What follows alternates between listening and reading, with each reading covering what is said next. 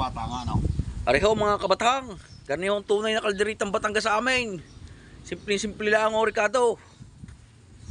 Sibuyas pa lang o, ulam na. Ay, ang bawang.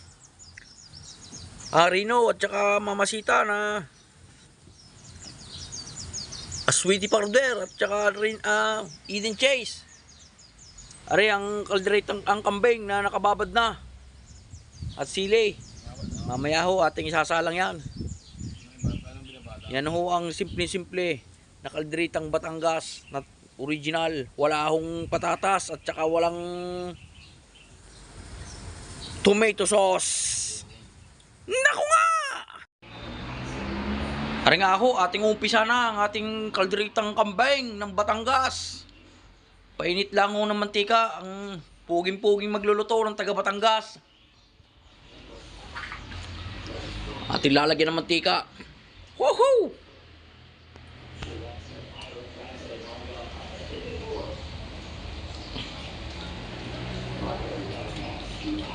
Huwag may lagay ako. Ari nga pala huy, handa ng aking birthday ng aking ninong Teteng. Kalderitang kambing. Yan ho, ating painitin lang ho ang mantika at ating isasalang ang bawang at saka sibuyas. Ari ho, ibang iba sa mga pinapakita ng mga vlogger diyan. Ari ho, original na kalderitang kambing talaga mismo. Walang tomato sauce, walang patatas at saka walang carrots. Painitin lang ho natin ang mantika natin. Oh!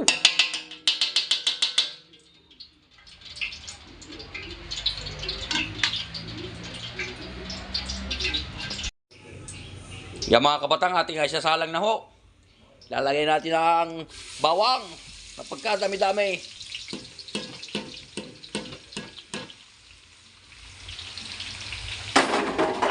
Oh!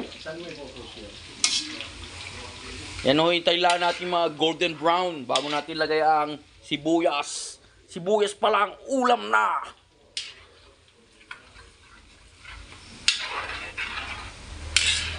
Naku nga! Ano? Areho, may birthday! Oh!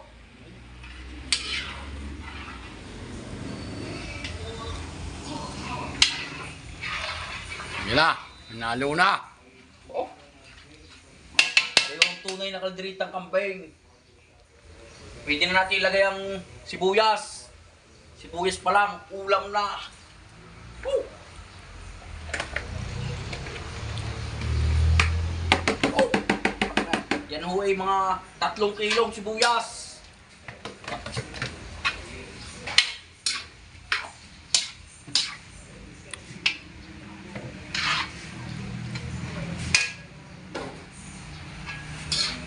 O, pugi-pugi na magluluto. Mawasi. Saka dating halu-haluin lang ng konti at ating tatakloban. Tutulawin muna natin ang sibuyas at saka bawang bago natin isalang ang kambing. Jeff's Cookery.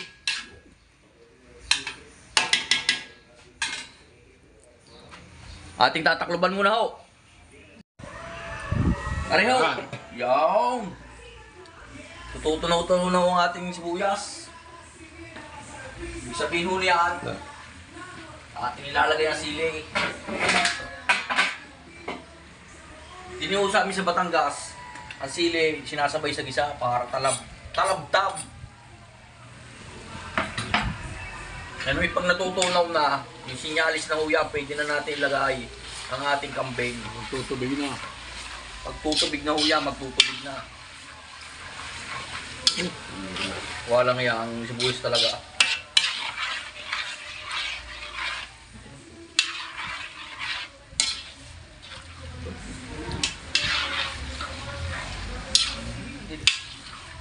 Yan. Yan na. Kaya pagka garni na ho na natutunog-tunog ng ating sibuyas, pwede na natin ilagay ang pareho yung optional lang. Pwede yung anato seed. Pwede din naman yung anato powder. Pero ako, nilalagay ko, anato powder. Para mapatingkad ang kulay. Ginayat niya. Oo, baka. Ano sabi? Baka, Yan! Ano sa Oh. magbabaka? baka, wala siya daan eh. Hindi ako yung baka. Yun na, kulay. May kulay na. Oo, sa kulay. Ayan ho, ang ating pakulay. Ayan, oo. Pulang pula. Yung mga Hindi biskuit na dapat. matinaw. Ha?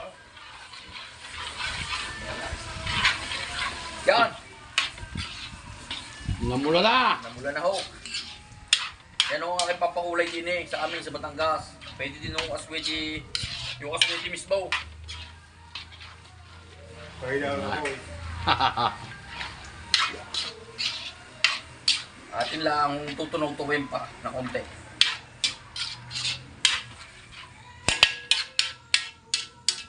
Yan na, sabaw. Magsasabaw na ho ng kanya yan. Magsasabaw na ng kanya. Ay! Uma! Wala pa hong kambing yan. Ay, kita nyo naman, nagsasabaw na. Sa sobrang dami ng sibuyas. Naku nga! Litay. Yan! Ating isilalagay na ho ang kambing. Yan o, once na nagtutubig na talaga, ilalagay natin ang kambing. Yan ang kambing, 6 na kilo. Oo nga! Ang kambing ay may. Ayan ho, ibabad na. Ang kambing ho, may toyo na yan. At saka may peri sauce. At nilagay ko na din ho pickles. Yan ibabad na. Yo!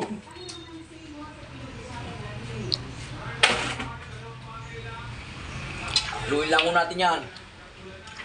At yan ho ating kukuluan ng hanggang mga 2 oras. Hanggang 3 oras. Na ayang-ayang. Dini ho sa amin kung tawagin, ayang-ayang. Yung po yung mahinang apoy laang. Tamang pakulo lang ho tayo.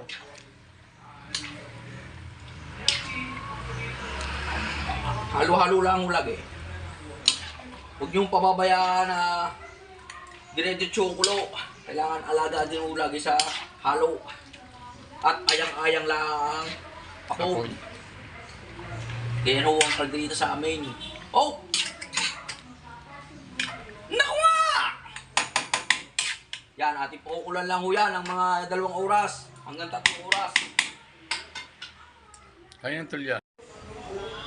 Ating bubuksan na huli. Yun ho, mga kabatang. Malampag na. Yan, maganda-ganda na ho kulo na yan. Kaganyan hong mga kulo na, halu-haluin lang ho natin ng bahagya. Magtutubig pa rin ho yan dahil ho ng sibuyas. Daming tubig pang ilalabas yan. Kaya kami ho dito sa amin, hindi ho kami naglalagay ng tubig, nagbabanto. Dito sa Batangas. Kusa nagtutubig ang aming kalderita. Hindi uso sa amin ang nagbabanto ng tubig. Yan. Once na ganyan na ho yan, ating hihinaan ang apoy. Ayang-ayang lang. Ika nga ng mamay. Mamay igme. Hinay-hinay lang daw. Ating tatakloban muna uli. Palipas ng mga 15 minutes ating haluin po uli yan. Yeah, ating haluin na huli. Oh, ganda ng kulo. Nagtubig na nga ho. Yan ho ang aking sinasabi. Dini ho sa amin, talagang hindi ka babantaw. Kusa nagtutubig ho ang aming kambing. Dahil sa sibuyas. Hindi ko naman lagyan mo ng sibuyas ng 3 kilo. Yan. Alaga lang ho sa halo. At laging ayang-ayang lang ho ang ating apoy. Yan ho'y maluluto din. Huwag nyo mamadaliin.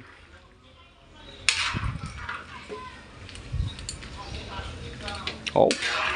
Kulay pa lang.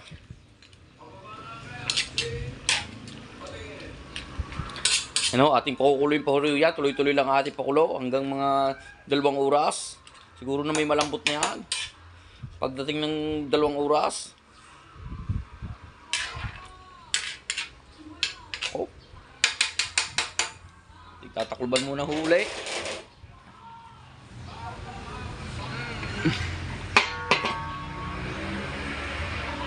Naku nga! Ayan na ho, kulong-kulo na. Ang ganda ng kulo. Yan. Alaga lang mo lagi tayo sa halo. Para hindi kumapit ang ilalim.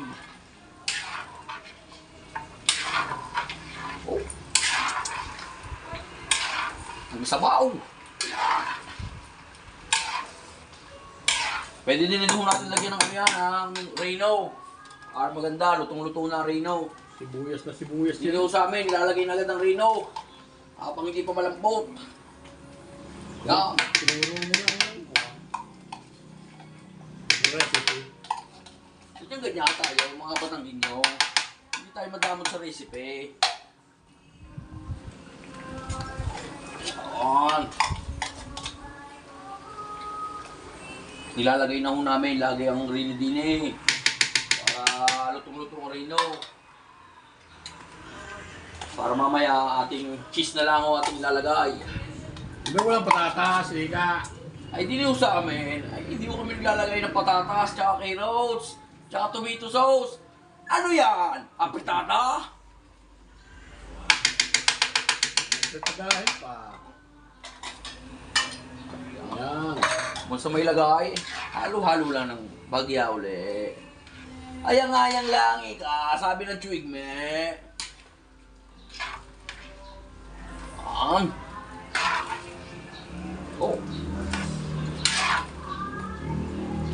Takalban muna natin ulit at pakukuloy na uli natin hanggang mga 1.5 oras na lang. Lagat. Pindot. Ito nga ho, apo. Malipas ang 2.5 oras. Ay lambot ng ating kambing. Ay, kita nyo naman ang kulay. Yan ho ang kalderitang walang tomato sauce.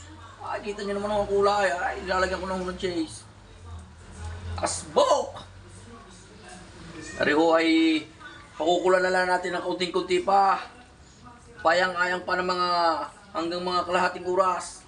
Champion na ho ari. Titimusan na ari. Ng mga mamumulutan mamaya. Naku nga!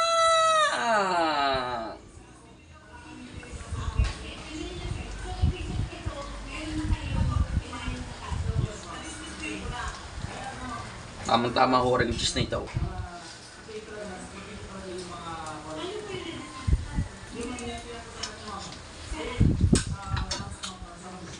Aluin lang ho natin at ating tatakloban na uli. Ayang-ayang lang uli. Kada 5 minuto, halo. Para maganda, hindi nakapit ang ilalim. Yung ating tatakloban muna. Areho, after 2.5 hours, nga, dumali na ang tunay na kulay at tunay na kalderitang kambing ng Batangas. Ay! Diyos ko po nga! Mual ang mga mamumulutan. Diyos ko po.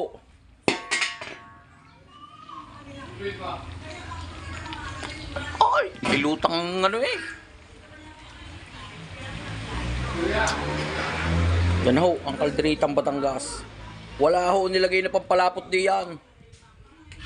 Ay lumapot ho ng kanya. Diyos ko po. Naku nga! Sige mga kabataan, sa ulitin po. Si Miguel, isang gayon.